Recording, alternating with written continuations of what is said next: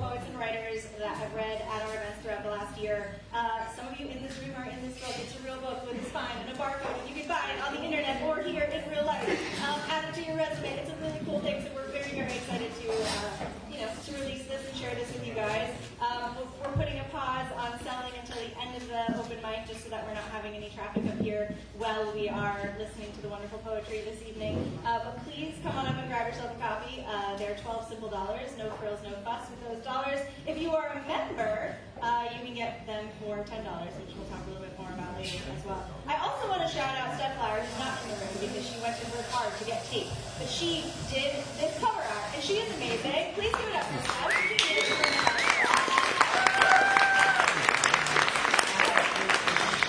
here with us this evening. She's also selling prints from the cover that she has made, which is fantastic. So this is like the back cover with everyone's names on it. She makes an amazing print. And then she has other prints and wonderful stuff for sale here as well. So please, when you come up and check out anthologies, check out that stuff as well. It's really wonderful. You're going to hear me talk about it about 10 to 15 more times this evening. You can't get away from me. But we do have a wonderful open mic for you as well. So I wanted to just get a little bit of house rules under our belt. First and foremost, people are going to have 3 minutes up here to share their work. When you hit the 3-minute mark, you're going to hear a sound. It's going to sound something like this. Okay. And then when you go a little bit over that to about that 3:30 mark, you're going to hear something like this. And then when you go over that, you're going to see me approaching you while Jason is ringing the bell loudly, and I'm going to be slow clapping, and it's going to be weird. We're going to make a scene. We just have to make sure that everyone gets equal access to the mic while we are here this evening because we have this room for a limited amount of time. We want to make sure everyone gets their time on the mic. Got it? Got it. Okay, cool. The next order of business is that we love our venue at Straight to Ale. Please give it up for Straight to Ale.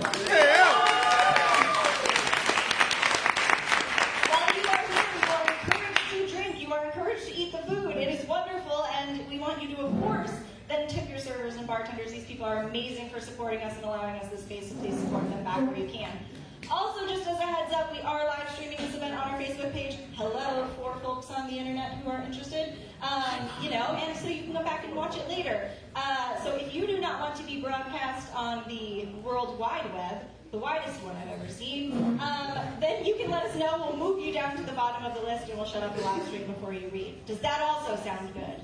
Okay, so we're going to go over all of that throughout the night because I know that was a lot to digest. But first, we're going to get into the poetry. Please give it up for your first reader this evening, Alan Burkett.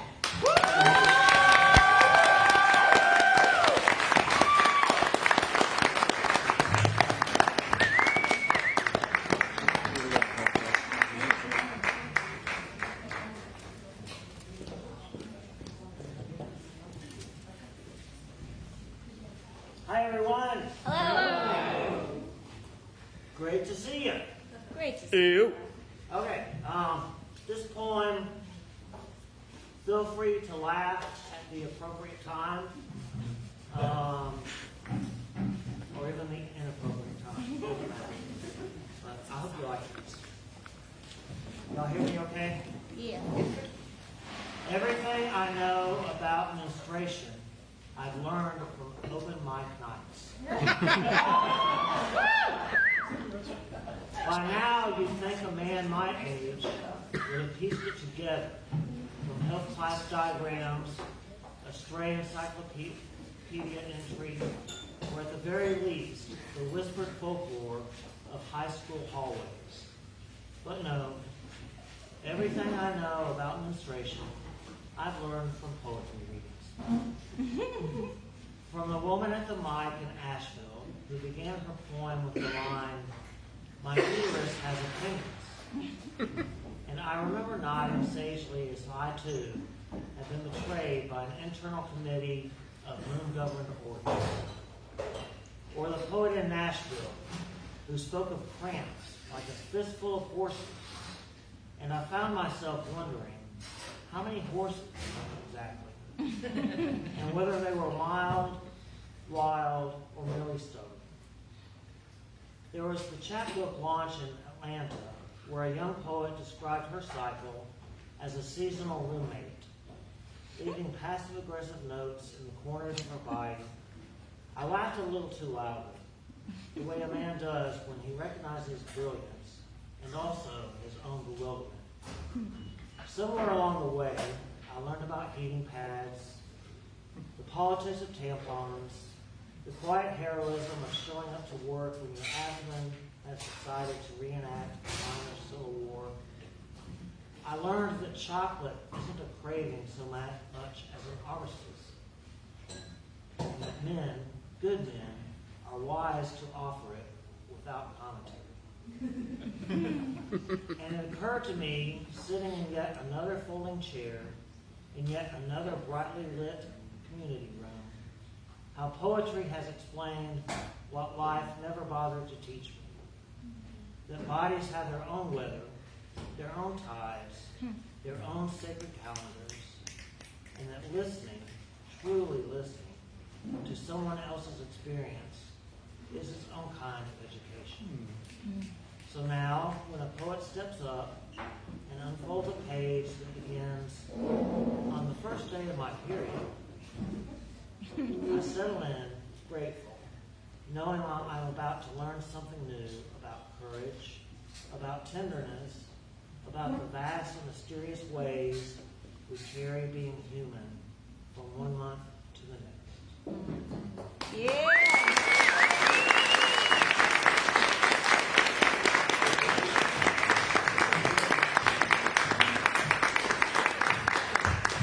Thank you, Alan. One more time for Alan for starting this out.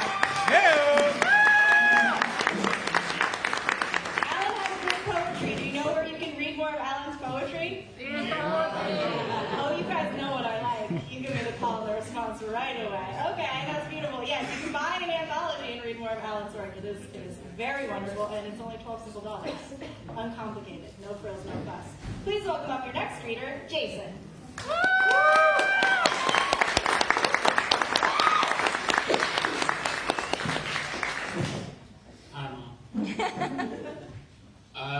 This one's also in the book. I got a place I want to take you, where the wind knows your middle name, where the silence is rich and studded with bird song like diamonds in jewelry, where the echoes embrace you like remembered lovers before fading once more into the fog, where every tree is a library in languages no one speaks and everyone understands, where the water, oh, the water, is crisp, is cool, is so casually eager to erode you, and everything to weather, to make smooth. I want to be smooth with you. I want to take you to a place unknown to anyone I know. I want to fold you into my secrets. I no longer want to have secrets. We will stud ourselves with birdsong. We will tell stories untranscribable. We will echo and fade and echo and fade and echo and fade and be made smooth by the water. Oh, water. When I'm there, more naked than I have ever been, I will have no secrets. I will have no secrets. I will have nothing that must hide. It's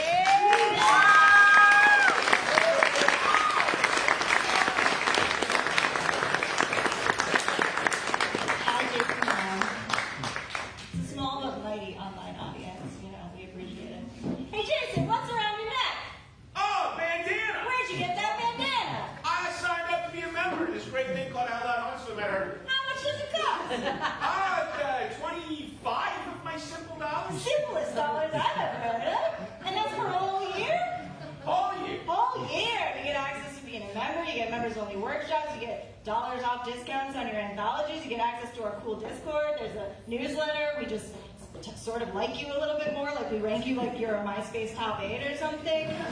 Yeah, so if you want to be a member, you can sign up tonight and you will then get a discount on your anthology. So consider that, keep that in mind. It's a really cool way to support our nonprofit. Welcome up your next reader, Hannah.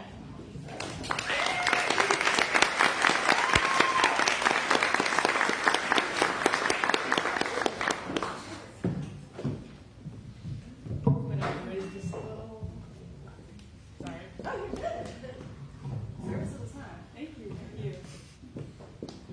Hey everyone, I've got one about college and one about growing up. Yeah.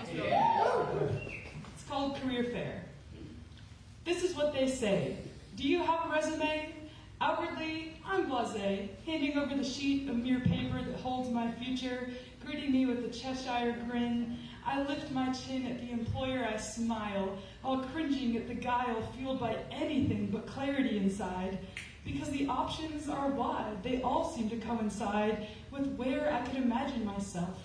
So where do I take this heart that craves to make a difference for people in this world? Yeah.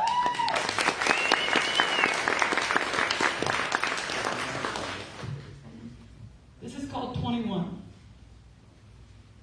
It's the age I always looked up to, 21, the stage I always cooked up to be, so much greater than the reality that seems to lean toward not having life figured out. But how rude of my brain to doubt that there's a plan written in my book, and it's fine that I don't know the ending yet, or even the next steps. I thought that getting a horizontal license meant I'm licensed to live with a husband and kids in a house and no pouting allowed because they're dangling in front of me. It's beautiful to see that future of him with me. Right before I'm even of drinking age, I feel like I can page forward. But it's funny how little I know when I always pictured my parents at 21 as wise as they are right now. So I'm sorry, younger self, that I feel like a fraud. But I'm happy to report that now we know God, and He'll light my way after the day that I always looked up to. I realize it's not so much an age, but being willing to change as I grow up, and to learn that that's okay. Yeah.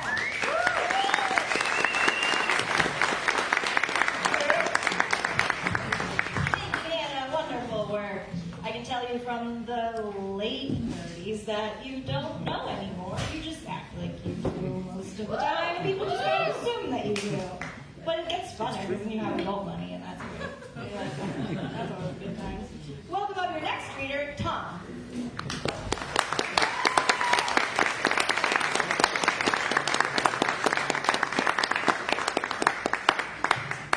Hey, you. Hello. Hello. Woo! George. We drowning ones. This time gaze into your crystal cup with the eyes of the great sage Thales. This time gaze into the great mysteries of simple water. Yes, we need our simple cup when the throat is dry. And yes, we know a light rain is good for our garden. But how is it Neptune is a god? The drowning ones could tell you all more of the mystery, the might of water. Water whirls, smashing rocks into sand with mighty breakers, heaves on in mighty swells and lifts our ships. Water is consuming movement, deep and annihilating in darkness and wonder, held fast by the earth, only to defy and gather as clouds, then fall to destroy earth's mountains. I'm getting nervous. Dash our temples, our most sacred temples, carved by gales and torrents, drowning memories, drowning dreams in the mutable ocean, the deepest, the most strange immersed there. In this darkness find no such thing as a place to go. Clutch it, grasp it, drowning one, in vain. Move then with movement. Everywhere the water moves, as we must move along to know each shimmering drop of every ocean soon enough. But terror is not all.